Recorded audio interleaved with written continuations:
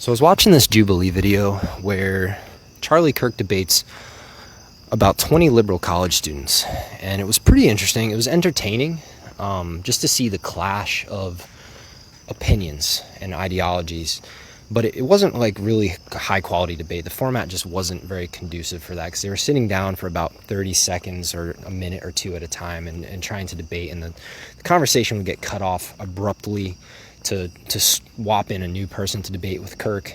And so it wasn't great debate, but what I got out of it was that these college students are just angry. They're just angry. Like, they're ego driven, they're angry, and they just want to tell you how it is. They don't want to listen to you.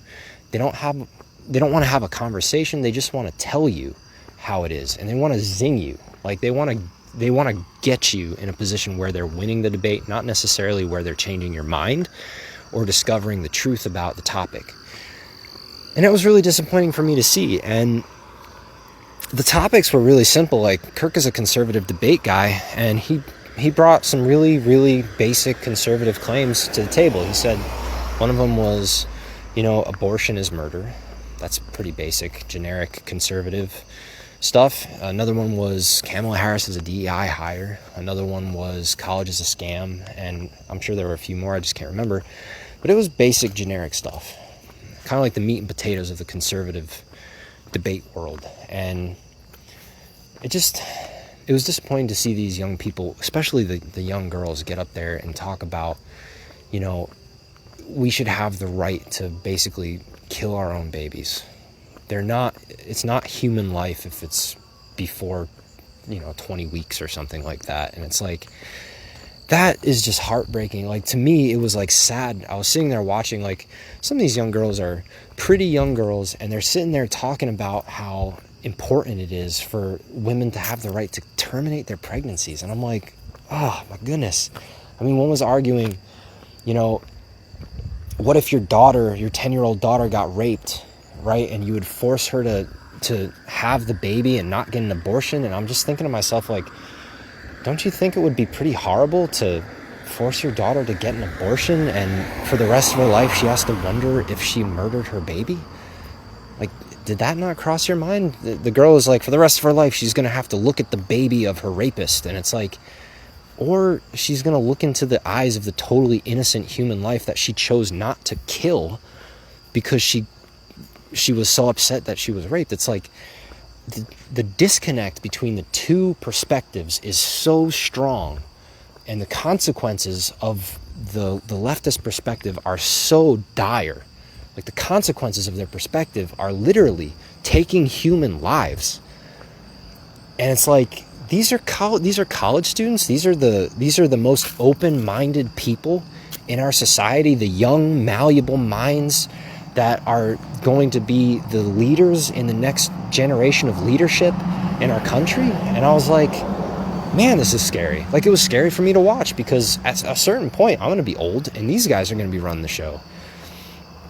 And I'm just like, oh man, I was just shocked by not just the attitudes and the anger, but the actual opinions of these people. And one thing that I took away from it that I thought was really pretty cool was they are in fact really young. So one of them was a 19-year-old guy who has his own platform where he does, I guess, political debate.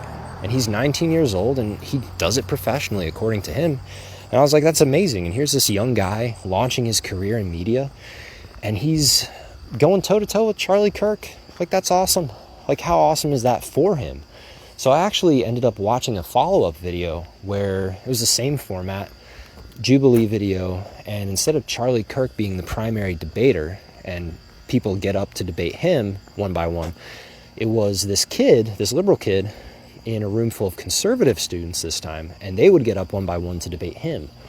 And I was like, I'm going to give that a watch, because how cool is it for this kid to be so young and to be debating at this level with this much publicity? Like, he's got to be super excited about this. And he also had a pretty good attitude compared to the rest of them. So I was like, I'll give this guy a watch. And I was a little disappointed at the first claim that he made for debate, which was that Trump is a racist. And I was like, really?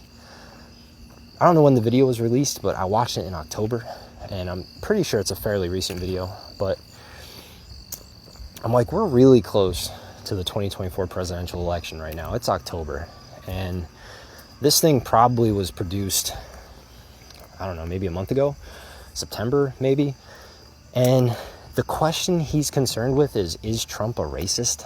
The same dead horse they've been beating since 2016. And I'll give it to him, he's 19. I don't know what I was expecting. Maybe he's a TikTok guy. It's good. It's good content. I'm not saying I could do any better, but I just thought to myself, the country, there's so many interesting things you could talk about, like the immigration crisis, and they're taking all of these immigrants, millions at a time, and shipping them to swing states right before the presidential election. You don't want to talk about that? You don't want to debate that? That's really interesting. They've been talking about Trump as a racist for forever. Let's move on from that and talk about something interesting. But what I really thought about was, of course that's what this kid thinks is important. Because he's a kid. Because he's 19 years old. And I don't know when they released the Purge movies, but I want to say like 2020. I want to say around the time Trump was elected. 2016. Somewhere between 2016 and 2020, they released these Purge movies. And if you didn't see them, basically the premise is America is completely ruled by this white, upper class, ultra rich leadership. And once a year, they have a law that says crime is legal. You can go out in the streets, you can rape, you can kill, you can steal, you can do whatever you want. You can do whatever you want. So the movie basically follows these poor minority type people, black people, women, and they're just trying to hold on to their little slice of the American dream, right? The storefront that they love, and they just want to work hard, and they're salt to the earth people. And here comes the purge, here comes all the white people to rape and pillage and destroy their community again, like they do every year. And they're like, we need to overthrow this horrible, evil, white, rich ruling class. And that's the whole premise of the movie. Basically, white rich people are evil, poor minorities are the underdog, the good guy. And they made 3 of these movies, and they are just unbelievably on the nose, unapologetically designed to foment race hatred in this country. And I remember watching these movies thinking to myself, like, I think I liked watching Die Hard better. Like, can't we go back to a time when they produced movies like Enter the Matrix? Can't we go back to a time when they produced movies that were actually cool, like Lord of the Rings? Even Harry Potter. Like, something good. Something that's actually cool, instead of like this weird political brainwashing crap. But I thought, like, here are these kids, they're 19 years old apparently, and this is the content they've been raised on. Of course they think that racism is the most important topic. Of course they think that there's an evil, white, rich ruling class that is just hell-bent on destroying the minorities. Of course they think equity is the most important thing, and redistribution of wealth is the most important thing, and that censorship of speech is important because, God forbid, we say something that offends them. That would just, right, it's all justified because their entire lives they've been fed this lie by the media, by Hollywood, that says, well, it just programs them how to think. And I was watching these kids and their perspectives and how angry and amped up they were, and I was like, these are the same kids that were, they were coming up when they were in high school. Black Lives Matter and Antifa were tearing down statues and taking over Chaz. You know what I'm saying? That little town out west, I think it was out west in the US, that Antifa and Black Lives Matter went in and took over the police station, and they basically barricaded off the town and had like armed guards saying who could come and go. And I'm like, there was actual anarchy in our civilization in the United States. They were releasing these propaganda movies, hardcore propaganda movies, designed to incite this sort of thing. And that's what these kids were raised on. That's what these kids go to the movies and call a good time. Like, Of course this is how they think. Of course this is what they value. And I'm just like watching this and I'm like so disturbed by all of it, thinking to myself, if this is going to be the next generation of leaders, what is the country going to look like? Like we're all kind of concerned about the election. Like, is Trump going to get in? Is Harris going to get in?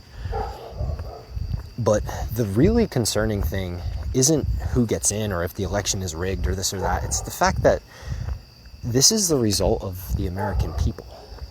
Like, the nation on an individual level is as fractured and dysfunctional as our political system currently looks. Like, from the outside world looking in, how dysfunctional our leadership is, that's how dysfunctional we are. That's how dysfunctional the people on my street in my neighborhood are. Like, if you go out and try to have a political conversation with these people in my neighborhood, it's like, that's how dysfunctional people are in your neighborhood. We're the problem. We are so divided and so not united in this country that, of course, this is how it was going to turn out.